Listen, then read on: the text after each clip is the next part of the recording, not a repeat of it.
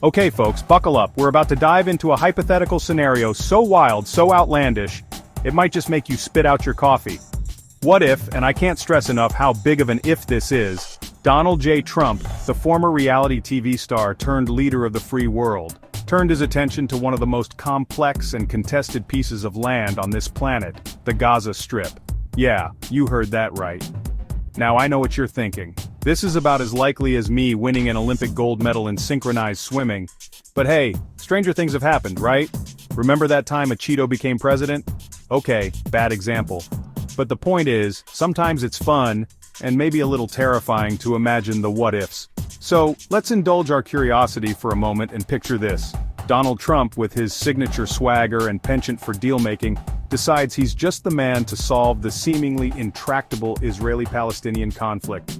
Forget Camp David, forget shuttle diplomacy, forget decades of painstaking negotiations. Trump's got this. He's going to make Gaza great again. But how exactly would that work? What would a Trumpian administration in Gaza even look like?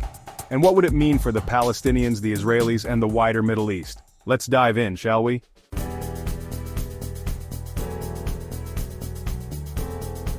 To even begin to wrap our heads around this hypothetical scenario, we need to understand the man at the center of it all. Love him or hate him, and let's be honest, it's usually one or the other, there's no denying that Donald Trump is a force to be reckoned with. He's a businessman, a showman, a master of self-promotion, and a tweeter of epic proportions.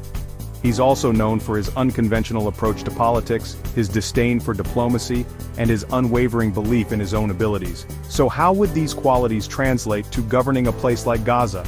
Would he try to strike a grand bargain, a la the art of the deal, offering economic incentives in exchange for concessions?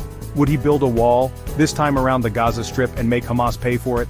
Would we see Trump Towers rising on the shores of the Mediterranean? Look, I'm not saying any of this is likely or even advisable, but with Trump, the improbable has a strange way of becoming reality.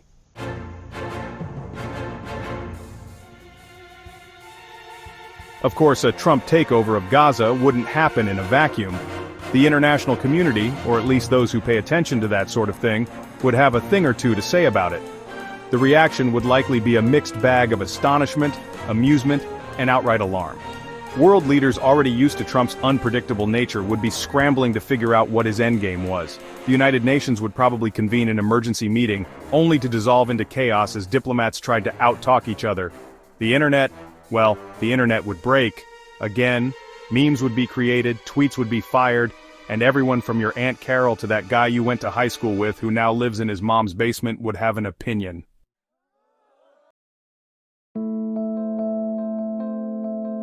To understand how a Trump-led Gaza might operate, we gotta understand the man's MO. Trump's approach to leadership, both in business and politics, has been characterized by a few key traits. First and foremost, he's a deal maker. He loves the back and forth, the negotiation, the feeling that he's coming out on top. He's also a showman. He craves attention, loves the spotlight, and knows how to play to an audience. And finally, he's not afraid to break the rules. He's willing to challenge conventional wisdom, buck the establishment, and do things his own way, even if it ruffles a few feathers along the way. Now, whether these qualities would translate well to governing a place as complex and contentious as Gaza is a whole other question. On the one hand, Trump's deal-making skills could come in handy. He's not afraid to sit down with people he disagrees with, and he's always willing to make a deal. On the other hand, his tendency to prioritize his own interests and his lack of experience in international diplomacy could make things worse. It's a gamble, folks, and like any good gambler, Trump loves a good gamble.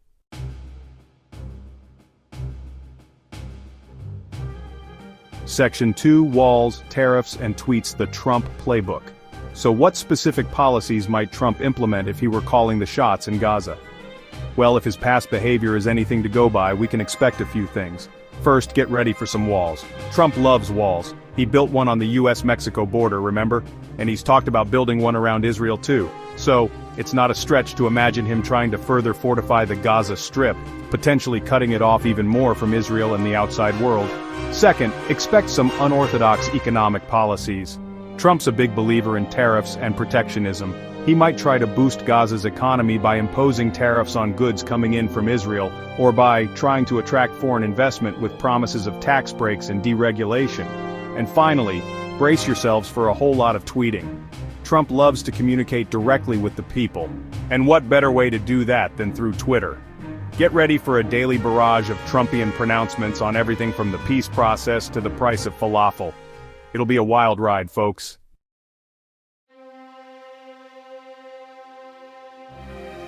Section 3. Gaza on a tightrope. Gaza is now under a new kind of leadership, one that is both controversial and unprecedented. The world watches with bated breath as the situation unfolds. The Palestinians themselves might not be too keen on having a man who's been a staunch supporter of Israel suddenly running their lives. And then there's Hamas, the militant group that currently controls Gaza. They're not exactly known for their love of America or Israel, and they're not likely to just roll over for Trump. We could see protests, clashes, even a full-fledged uprising. And that's just within Gaza. The region as a whole would be on edge. Israel, already wary of Hamas, would be watching every move Trump makes. Egypt, which shares a border with Gaza, would be concerned about the potential for instability. And the international community would be left to pick up the pieces if, or more likely when, things go south.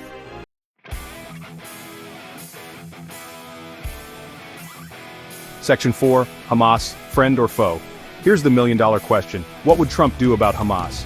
Would he try to negotiate with them, crush them militarily, or something in between? Knowing Trump, he'd probably swing between praising Hamas as very strong and smart one minute and threatening to totally destroy them the next.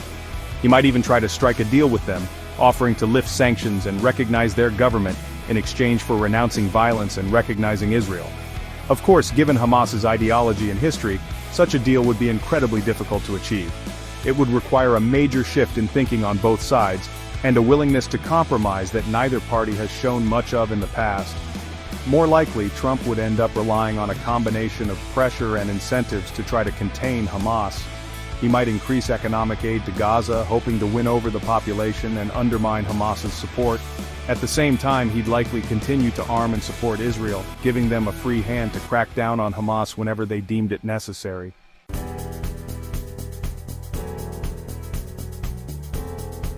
Alright folks, picture this. The news breaks.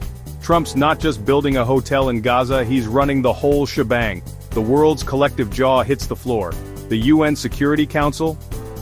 Forget reasoned debate, think more along the lines of a bar brawl, with diplomats throwing crumpled resolutions at each other. The Europeans, clutching their berets and muttering about international law, would likely threaten sanctions. The Russians, ever the opportunists, would probably try to cut their own deals with Hamas. China, meanwhile, would be watching with a mixture of amusement and concern, seeing an opportunity to increase their influence in the region. The internet, of course, would explode. Memes, hashtags, and hot takes would flood social media. Everyone from your Aunt Carol to that guy you went to high school with who now lives in his mom's basement would have an opinion. The world would be watching, waiting to see what Trump would do next.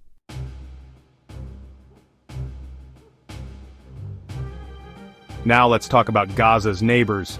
Israel, already wary of Hamas, would be watching Trump's every move with the kind of intensity usually reserved for hawk-eyeing a plate of freshly baked cookies. Netanyahu, a man who knows a thing or two about political maneuvering, would likely try to play Trump like a fiddle, whispering sweet nothings about security threats and the need for a united front against terrorism. Egypt, stuck between a rock and a hard place, would be desperately trying to maintain stability on its border while also keeping an eye on its own restive population. Jordan, already hosting a large Palestinian refugee population, would be bracing for a potential influx of people fleeing Trump's Gaza. The Gulf states, with their own complicated relationships with both Israel and Palestine, would be torn between supporting Trump's efforts and distancing themselves from the potential chaos.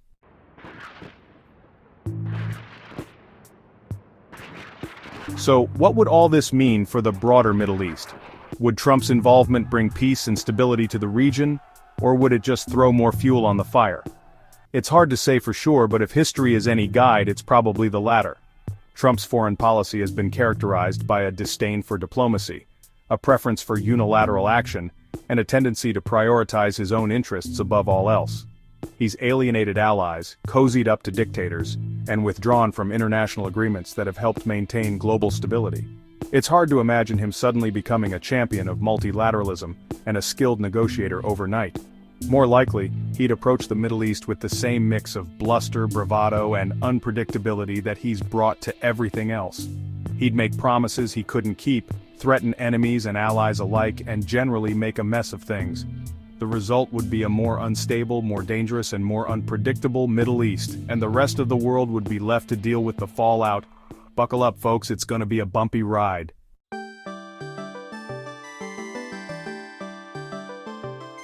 Okay, let's say this actually happened. The Donald is in charge. What does daily life look like for the average Gazan?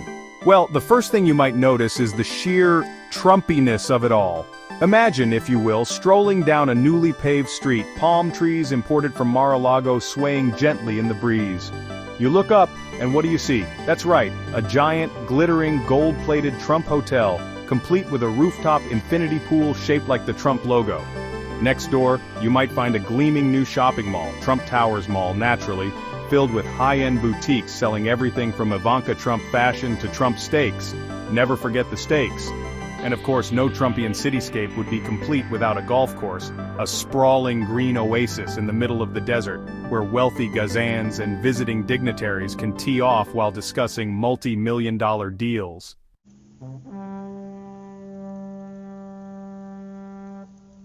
But it's not all sunshine, fun, and reality TV-inspired architecture. Remember, this is still Trump we're talking about, a man who values security and surveillance as much as he loves a good photo op.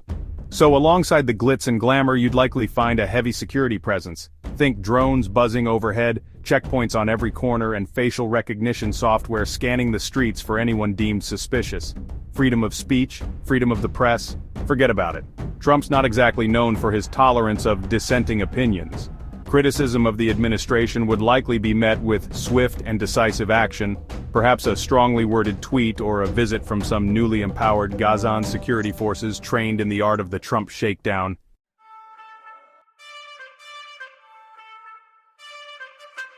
Now let's talk about the cultural clash, because let's be honest, Trump's brand of brash American capitalism doesn't exactly scream cultural sensitivity.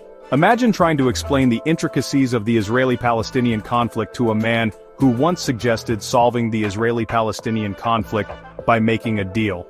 Imagine explaining the significance of religious sites to a man who once referred to the Second Amendment as my favorite amendment. The cultural misunderstandings would be legendary. Trump would probably try to order a cheeseburger at a falafel stand, refer to hummus as that bean dip, and ask if anyone had seen Melania's hat. The Gazan people, known for their warmth, hospitality, and resilience, would likely meet Trump's antics with a mixture of amusement, bewilderment, and exasperation. They'd probably just smile politely, offer him some sweet tea, and hope that he'd move on quickly to his next big real estate venture. After all, they've dealt with far worse than Donald Trump. They've survived wars, blockades, and political turmoil. They're a strong and resourceful people, and they'd find a way to adapt, to survive, and to maintain their culture and identity, even in the face of a Trumpian takeover.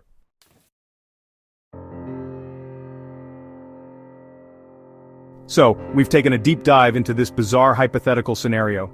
We've explored the potential political, social, and economic implications of a Trump administration in Gaza.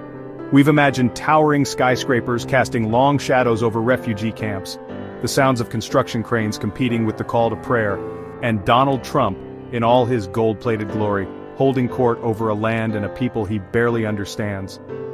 But as we step back from this strange and unsettling alternate reality, we're left with more questions than answers. Would Trump's brand of deal-making diplomacy work in a place as complex and contested as Gaza? Would his promises of economic prosperity translate into real improvements for the lives of ordinary Palestinians? And would his volatile personality and penchant for unilateral action exacerbate tensions in an already volatile region? The truth is, no one knows for sure. This thought experiment has been a wild ride, a roller coaster of absurdity and unease, but it's also been a reminder of the very real challenges facing Gaza and the Middle East as a whole.